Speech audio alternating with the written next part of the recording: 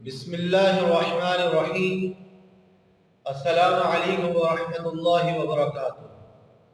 عزیز طلبہ، اسلامیات سلسلہ نمبر 7 کا اگلا سبق شروع ہو رہا ہے۔ عزیز طلبہ، ہماری کتاب اسلامیات سلسلہ نمبر 7 آپ جانتے ہیں 6 ابواب پر مشتمل ہے، جس میں سے 5 ابواب جو ہے ہم پڑھ چکے ہیں، جس میں سب سے پہلا باب جو ہم نے پڑھا وہ عقائد کے حوالے سے تھا، اور دوسرا الدعاء والادعیہ، اور تیسرا فقہ۔ یہ 3 ابواب ہم نے فرسٹ ٹرم میں پہلے میقات میں پڑھ لیے تھے۔ دوسرے میقات میں ہم نے چوتھا باب یعنی سیرت النبی صلی اللہ علیہ وسلم سے اسباق شروع کیے۔ اس کے بعد اخلاقیات کے 2 ابواب بھی ہم نے پڑھ لیے۔ اب کتاب کا آخری باب جو ہے وہ تجوید کے عنوان سے ہے۔ آج کے سبق میں انشاءاللہ ہم 6واں باب یعنی تجوید کا عنوان شروع کریں گے۔ تجوید میں سب سے پہلی بات جو ہم پڑھیں گے، سب سے پہلا جو سبق ہے اس سبق کا نام ہے صفات عارضہ۔ عزیز طلبہ، اسلامیات سلسلہ نمبر 6 میں آپ نے صفات سے متعلق سبق شروع کیا تھا، اور اس میں آپ نے اصطلاح تجوید میں صفت کے معنی، صفات کے معنی پڑھے تھے کہ ہر حرف کو اس کے مخرج سے ادا کرتے وقت جو کیفیت پیدا ہوتی ہے اسے صفت کہتے ہیں۔ مثلا کسی حرف کو موٹا پڑھنا اور کسی حرف کو باریک پڑھنا، کسی حرف کو سختی کے ساتھ پڑھنا، کسی حرف کو نرمی کے ساتھ پڑھنا، یہ صفت کہلاتی ہے اس حرف کی۔ پھر آپ نے صفات کی 2 قسمیں پڑھی تھی، صفات لازمہ اور صفات عارضہ۔ صفات لازمہ کی تعریف آپ نے پڑھی تھی کہ وہ صفات ہیں جو حروف کی ادائیگی میں ہمیشہ پائی جاتی ہے اور ان سے کسی حالت میں جدا نہیں ہوتی۔ اگر وہ صرف صحیح طور پر اس حرف میں ادا نہیں کی گئی تو وہ حرف بھی ادا نہیں ہوگا۔ یہ صفات لازمہ کی تعریف اور اس کی جو اقسام تھی وہ آپ نے پڑھ لی تھی۔ اس کے بعد دوسری قسم صفات کی آپ نے پڑھی تھی صفات عارضہ، جس کی تعریف آپ نے اسلامیہ سلسلہ نمبر 6 میں بھی پڑھی تھی، اور یہاں بھی آپ کے سامنے ذکر کی جا رہی ہے کہ صفات عارضہ اسے کہتے ہیں کہ حروف کے حسن و زینت کے لیے جو قواعد اور کیفیات مقرر ہے ان کو صفات عارضہ کہتے ہیں۔ یہ تعریف آپ کی کتاب میں بھی موجود ہے، لکھی ہوئی ہے، اور یہ سبق آپ کی کتاب کے صفحہ نمبر 203 میں موجود ہے۔ کتاب آپ کھول لیجئے تاکہ آپ کے سامنے سبق رہے اور سبق سمجھ میں آسانی سے آ سکے۔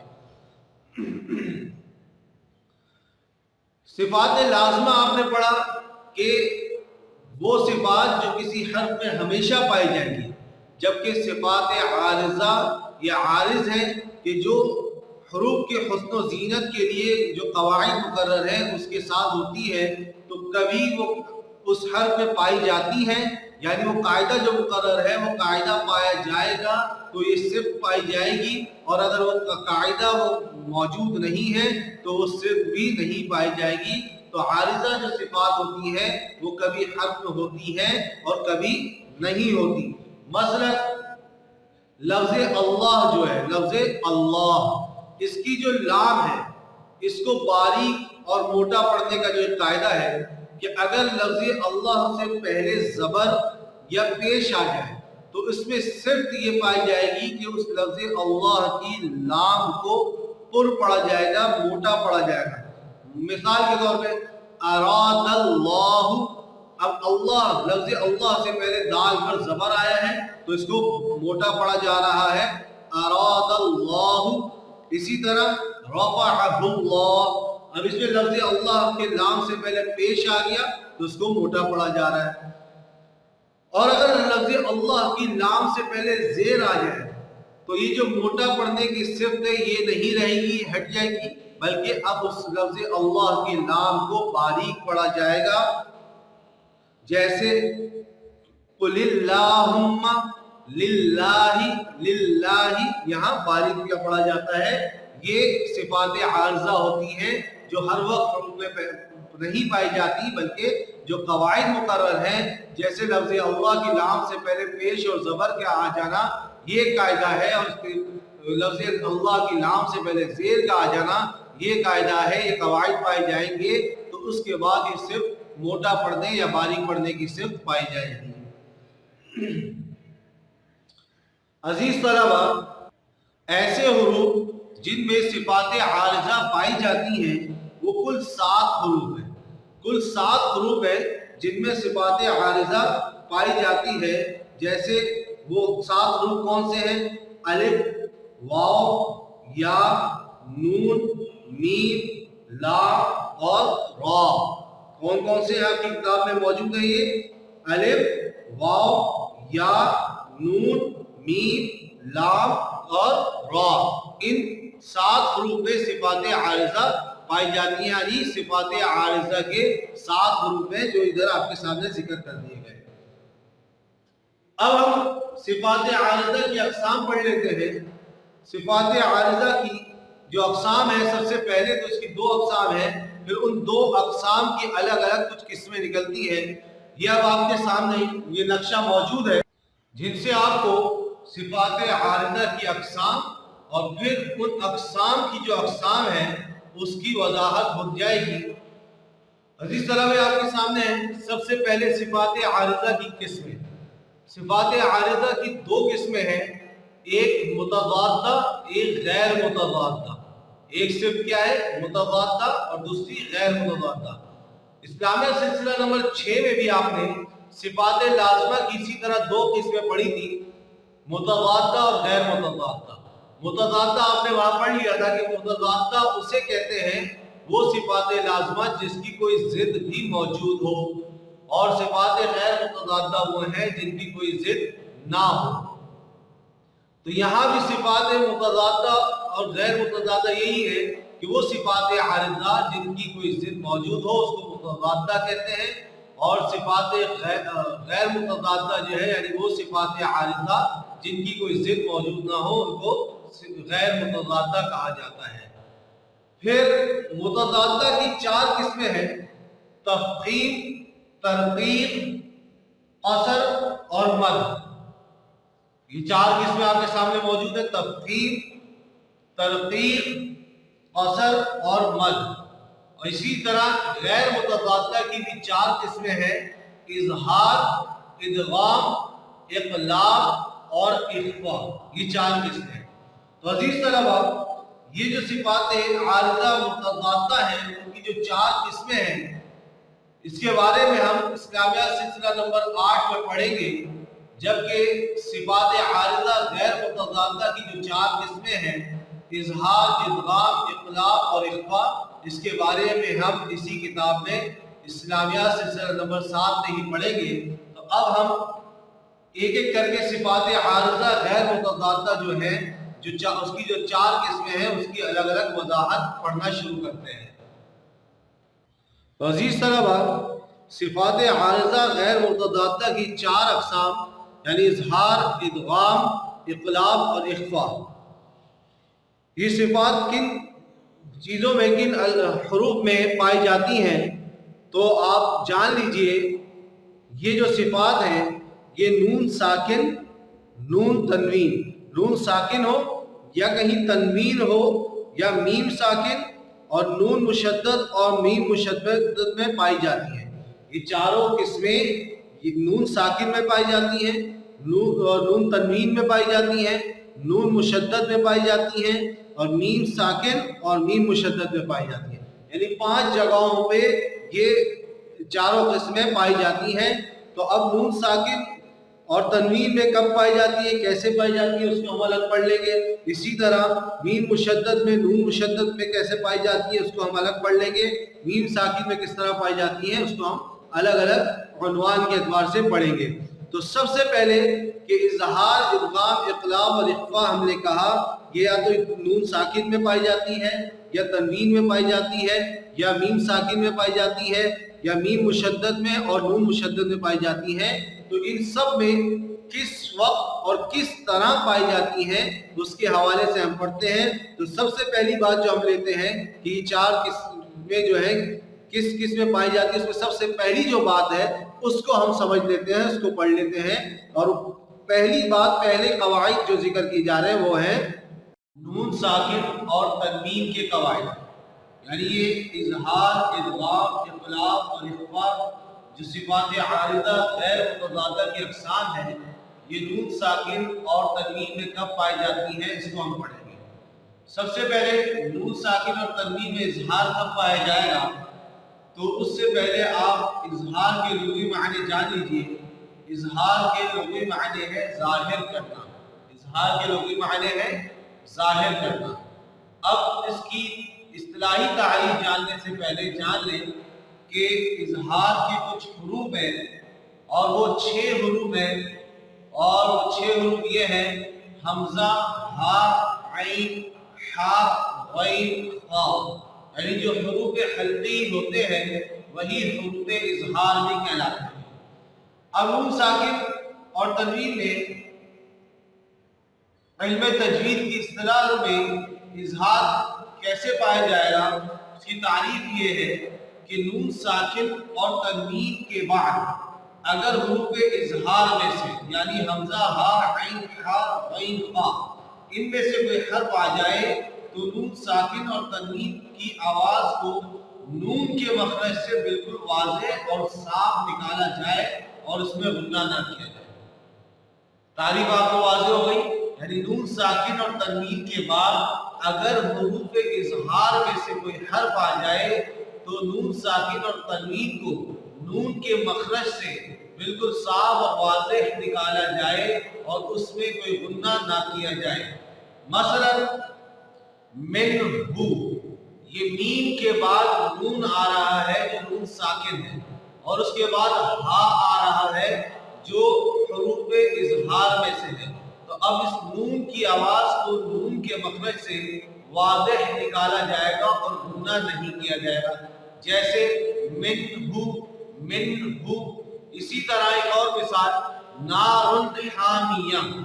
अब नारुन के में जो रा है, इस रा में तनवीन है और इस तनवीन के बाद हामिया, हा आ रहा है, हा आ रहा है जो हुरूफ इजहार में से है। तो इस नारुन के रा की जो तनवीन है, इसके नून को, इसकी तनवीन को नून के मखरज से वाज़ेह और साफ पढ़ा जाएगा और इसमें गुन्ना नहीं किया जाएगा। जैसे नारुन हामिया, नारुन हामिया। तो ये हुरूफ इजहार नून साकिन और तनवीन में कब पाया जाएगा, ये बात आपके सामने आ गई। दूसरी बात, नून साकिन और तनवीन में सिफात आरिदा गैर मुतज़ादा की दूसरी किस्म इदगाम, ये कैसे पाया जाएगा। इससे पहले आप इदगाम के लुग़वी माने जान लीजिए। इदगाम के लुग़वी माने है एक चीज को दूसरी चीज में मिला देना, एक चीज को दूसरी चीज में मिला देना, खल्क़ मज़्द कर देना, मिक्स कर देना। इल्म तजवीद की इस्तिलाह में इदगाम से मुराद ये है कि पहले हर्फ की आवाज को दूसरे हर्फ में मिला देना और पहले हर्फ को की आवाज बिल्कुल खत्म हो जाए और दूसरे हर्फ की आवाज दूसरे हर्फ को 2 मरतबा पढ़ा जाए। पहले हर्फ की आवाज को दूसरे हर्फ में मिला देना और पहले हर्फ की आवाज बिल्कुल खत्म हो जाए और दूसरे हर्फ को 2 मरतबा पढ़ा जाए। इसको इदगाम ताम भी कहते हैं, मुकम्मल इदगाम, इदगाम ताम भी कहते हैं कि पहले हर्फ की आवाज दूसरे हर्फ में मिलाई तो पहले हर्फ की आवाज बिल्कुल खत्म हो गई और दूसरे हर्फ को 2 मरतबा पढ़ा गया।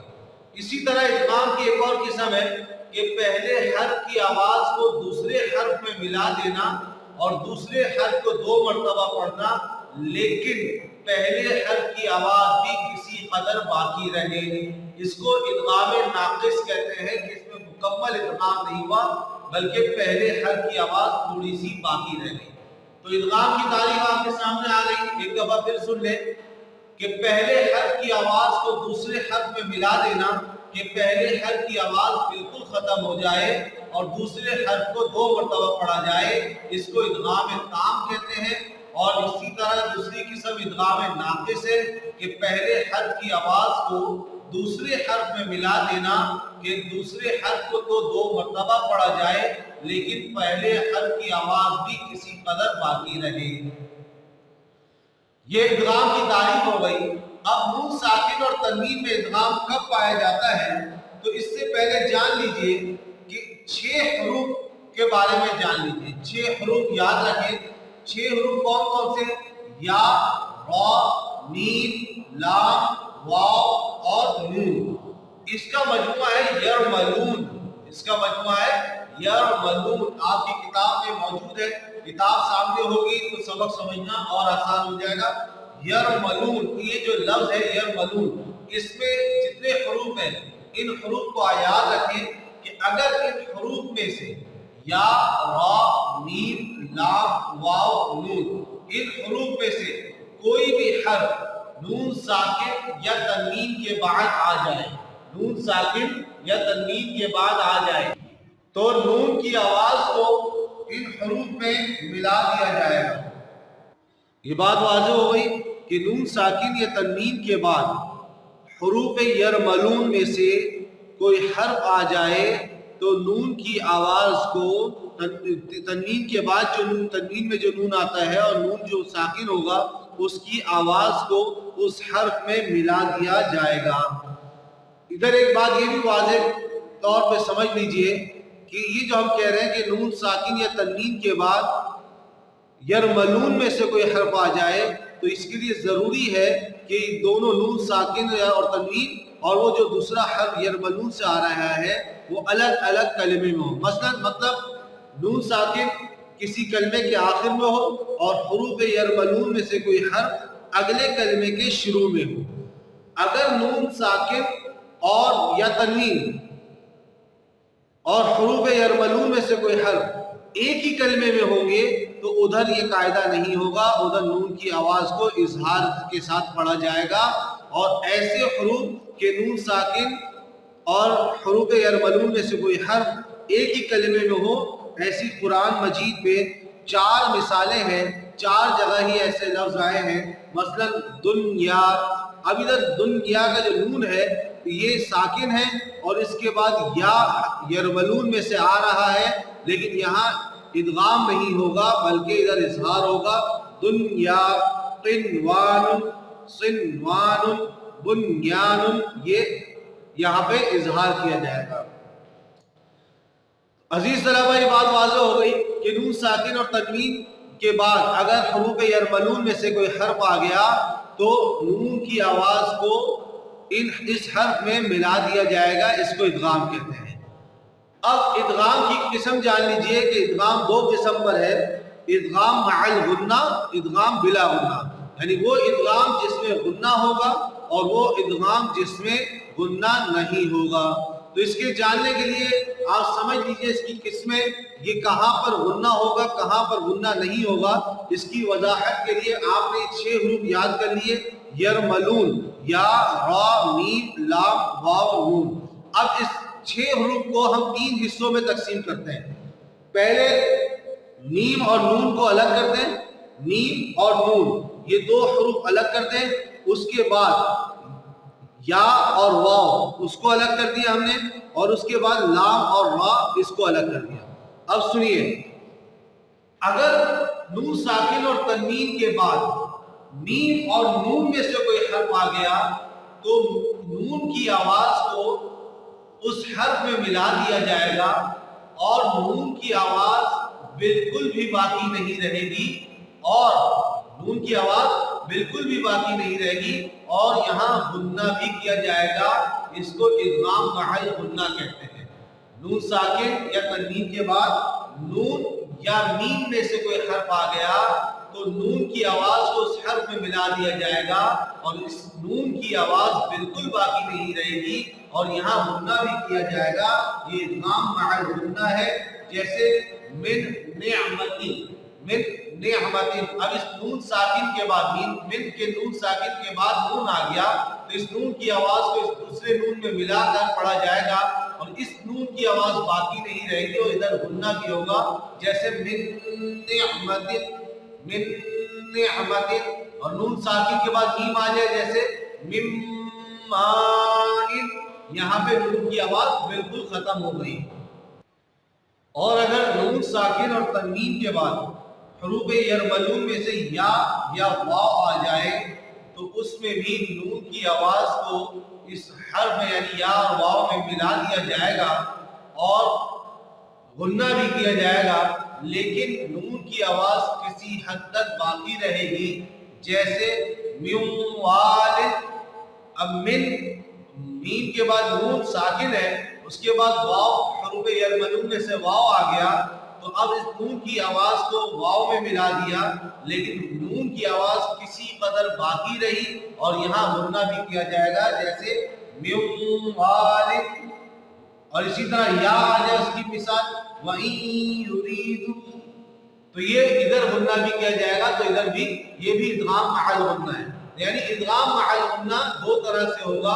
ایک نون ساکن اور تنوین کے بعد حروف یرملون کے حروف میں سے میم یا نون آ جائے تو نون کی آواز کو اس میم یا نون میں ملا دیا جائے گا اور غنہ کیا جائے گا اور وہاں نون کی آواز بالکل باقی نہیں رہے گی.